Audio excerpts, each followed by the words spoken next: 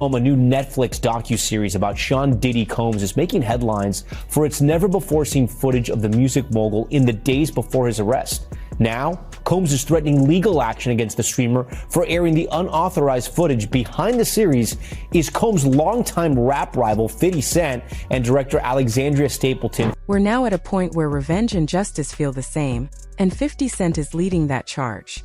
He released a 4-part Netflix series called Sean Combs: The Reckoning, and insiders say it's more than a documentary. It includes Diddy's own meltdown videos, filmed days before his arrest, showing him panicking, planning defenses, and watching his world fall apart. Does he know y'all have this in the doc? I would doubt he knows. So when this airs, that'll be the first time that his legal team, Diddy, that everybody knows that this footage is now seeing the light of day. Perhaps. What was he intending to use it for? I have no idea what he used that for. For years, Diddy built a reputation as a man no one could touch. He surrounded himself with wealth, fame, and powerful people, creating an image of total control. But the same habit that helped him shape his brand, recording everything, has now turned against him. The footage used in The Reckoning, which Netflix says was legally confirmed, shows him in a Harlem hotel room looking stressed, unkempt, and desperate. He's shouting into his phone while his lawyers try to manage a flood of accusations. At one point, his voice breaks as he admits, "We are losing," and asks for someone who specializes in the darkest side of media manipulation. It's a moment that makes it clear he knew his public image was collapsing. Because of 50 Cent's involvement, those recordings have become the center of a huge public moment. What makes it even more intense is that 50 and Diddy's long-running feud has finally reached its peak. People close to the project say 50 didn't just stumble upon the footage, he bought it through contacts close to Diddy, even though Diddy reportedly planned to use it in his own documentary one day. The twist is hard to ignore. Diddy filmed his entire life to control his storyline, but now that same archive is being used to tear it apart. And the timing only adds pressure. Diddy is currently serving a 50-month sentence in a low-security New Jersey prison, still fighting legal battles, while many of his accusers continue to step forward with new claims. On a documentary, I think a lot of people thought that he was just joking around. It turns out he's not, so this is actually a real project that's being made under his G-Unit movie. This is where things get even more complicated.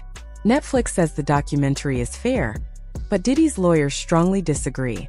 They've sent cease and desist letters, claiming the footage was never meant to be seen and may have been taken improperly, especially the clips showing private talks with his attorneys. Netflix refuses to back down, saying everything was obtained legally. Still, this fight isn't just about rules, it's about perception.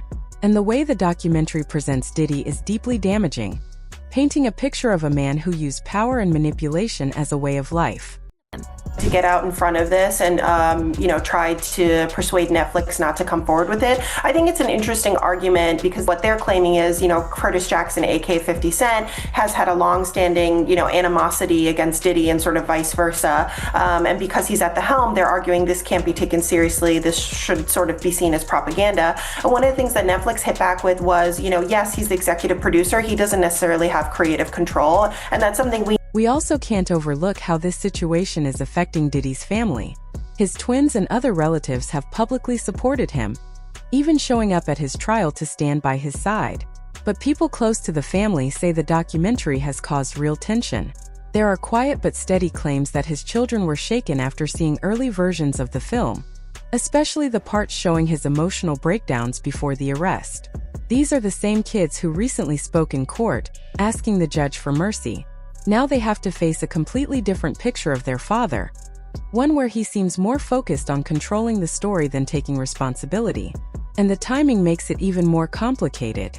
The documentary dropped while his lawyers prepare an appeal, new lawsuits keep coming in, and the public obsession with his downfall grows.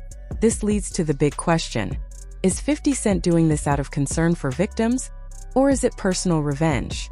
Their feud has lasted for years, and although 50 claims he's speaking out to hold the culture accountable, many believe his motives are far from pure. Their history is messy. There's the moment at Chris Lighty's wedding, when Diddy made a comment that 50 later described as inappropriate. There's also Diddy's involvement with 50's former partner Daphne Joy, including claims that he paid her monthly for appearances at his private events. Leaked audio even shows Diddy scolding her and threatening to stop payments. All of this adds another layer to the release of the documentary, a release that comes at a moment when Diddy can't publicly respond or defend himself. To many, that timing feels intentional and strategic, raising questions about whether this is justice or simply a long-awaited chance to settle a score. Continue to engage in all these freak-offs with him, and he sounds really pissed off. Hey, I really don't know what's going on with you, but I just want to just give you a heads up that I'm about to really disappear on you. You feel me? I'm not going to be playing these games with you at all, at all. So I don't know, you think you silent treating me, and you think I'm going to be, nah, you'll have a rude awakening. At the same time, the legal situation around Diddy is getting even more intense. His lawyers have already suggested they may take further action against Netflix, arguing that the documentary uses private recordings that include confidential conversations with his attorneys. They say this violates attorney-client privilege, but Netflix refuses to pull back. Instead, they claim the series is important because it exposes what they describe as a long-running pattern of harmful behavior. And the documentary isn't just relying on the meltdown videos. It goes further, digging into old accusations and long-rumored stories. The series reportedly touches on the 1996 Tupac Shakur case, where former gang member Keefe D has claimed Diddy offered a large payout connected to the situation. It also includes accounts from women like Joy Dickerson-Neal, who says she was taken advantage of and filmed without permission in the early 90s. Money questions are also creeping in. People connected to the investigation say Diddy may have been transferring large amounts of cash overseas right before his arrest, a detail that could become important in his ongoing RICO case. But what might be the most unsettling part of the reckoning is not what it reveals, but what it hints at. If Diddy recorded so much of his life, what else could be sitting in those archives? The documentary suggests there may be far more footage, including material from his private parties and interactions with other major figures who now want nothing to do with him. And with 50 Cent running this project, the focus isn't only on what we're being shown, it's also on what he might be holding back. Because this feels less like a simple documentary and more like a carefully planned strike. People familiar with both sides say this goes way beyond protecting victims. It's deeply personal. The film doesn't just show Diddy's problems. It uses Diddy's own voice, stress, and fear against him. Private moments become public weapons. And the timing couldn't be more punishing. Diddy is in prison, unable to defend himself, while his lawyers struggle to keep up and his family tries to manage the emotional damage. But insiders say the real danger isn't just the tapes. It's the pattern they expose. A pattern of alleged hush payments, frantic attempts to control stories, and a man who built his image on power now watching that image fall apart because of his own recordings. And this, according to many, is only the beginning. So I think what Diddy was trying to say was, there's nothing to be done legally on the criminal front because no indictment had been dropped yet. But in the court of public opinion, it seemed like he wanted to take a more aggressive approach to put a certain message out there. And his attorney seemed to kind of think. At the center of this entire storm are the recordings Diddy made right before his arrest. In those clips, he's heard talking with his lawyer, Mark Agnifilo, trying to plan how to push back against the growing accusations. His voice moves between confidence and panic, as he says they need someone willing to work in the dirtiest of dirty business. Netflix insists the footage was obtained legally, but Diddy's team says it was taken without permission and violates his right to privacy. They're even threatening more legal action. But one question keeps coming up. If these videos were meant for Diddy's own documentary, why didn't he protect them? Was it carelessness? Overconfidence? Or did he believe he still had enough power to hide anything that could damage him? Whatever the reason, the irony is harsh. The man who spent years shaping his image now has his most fragile moments streamed worldwide, with 50 Cent overseeing the project. Then there's the financial side. Rumors claim Diddy moved large amounts of money overseas just before he was taken into custody. The documentary only hints at this, but if true, it could be tied to the wider RICO investigation that nearly brought him down.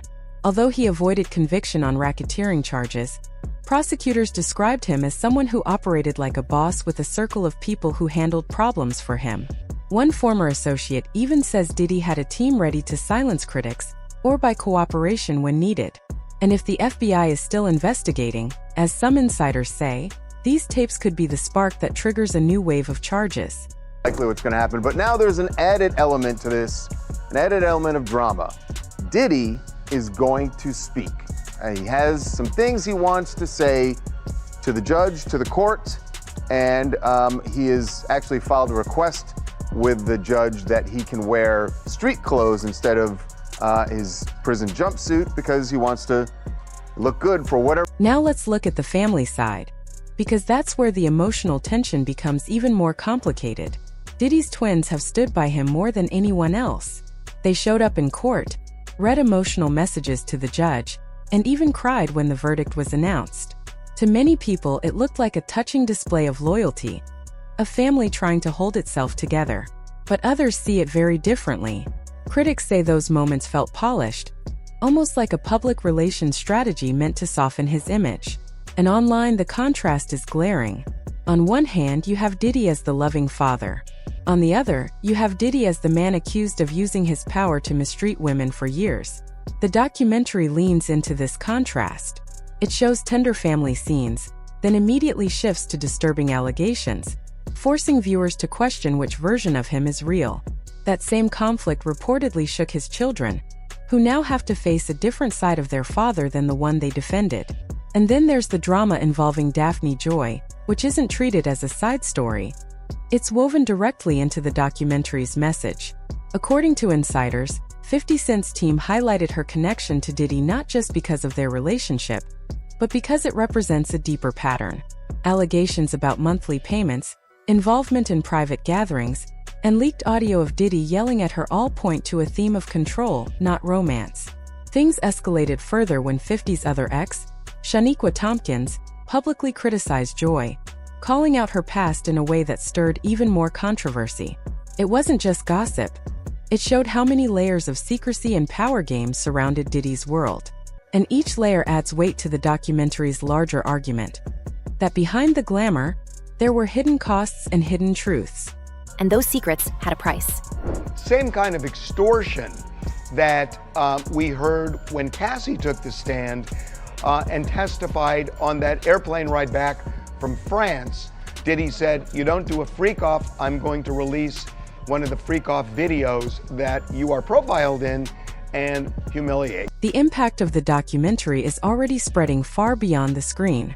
Misa Hilton, Diddy's ex and the mother of his oldest son, has reportedly been approached for her own tell-all project, directed by the same filmmaker who created The Reckoning.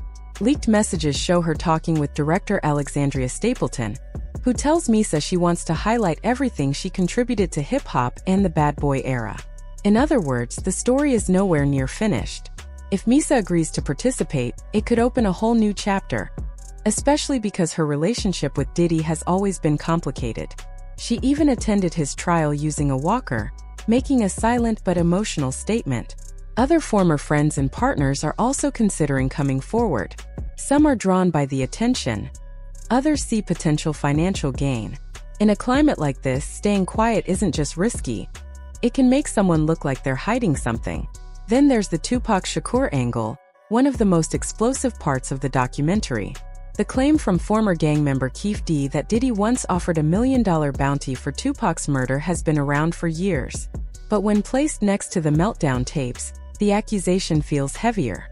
The documentary presents it as part of a larger pattern. A man who used wealth and influence to shape situations around him.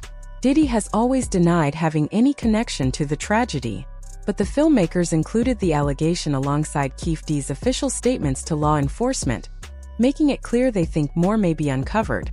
And if the LAPD digs up anything new about Diddy's past involvement in West Coast conflicts, this might grow from scandal into something far more serious. I don't know this, but it just seems very suspicious when you go through and you look at in the history of different people that can make you go away if you listen, I've worried about some of the things that I talk about. Sometimes people say things that make you pause, and this situation is one of them. When you look at the history of powerful figures who could make problems disappear, it's hard not to wonder. Even I've worried at times about the topics I cover on my own show. But the most disturbing part of all this is how Diddy's constant need to record everything is now turning against him. The documentary reportedly shows clips of him filming himself in mirrors, talking angrily about people accusing him, and even laughing about the legal trouble closing in. It feels like he couldn't stop himself from capturing every moment, even the ones that showed him unraveling. Now those same recordings are being used to portray him as someone who believed nothing could touch him, right up until his world began to crumble. The difference between his public image and these private moments is shocking. On one hand, he's the music mogul who walked red carpets with presidents and celebrities. On the other, he's a man in private who sounds overwhelmed and cornered. As this documentary continues to reveal more, one thing becomes obvious. This isn't only about Diddy's past, it's about where his life goes from here. He faces multiple civil lawsuits, a possible appeal, and now a Netflix series keeping every detail in the spotlight. The real question is what remains when everything settles. Will people remember him as a groundbreaking figure in music, or as a warning about power, ego, and how quickly it can all fall apart? And with 50 Cent still pushing the narrative, there may be more recordings, more revelations, and more fallout still to come. Diddy once controlled everything around him, but now it's all slipping away piece by piece. Every leaked clip, every lawsuit, and every broken bond shows how fast his world is falling apart. And still, there's one mystery left, the secret he hasn't revealed.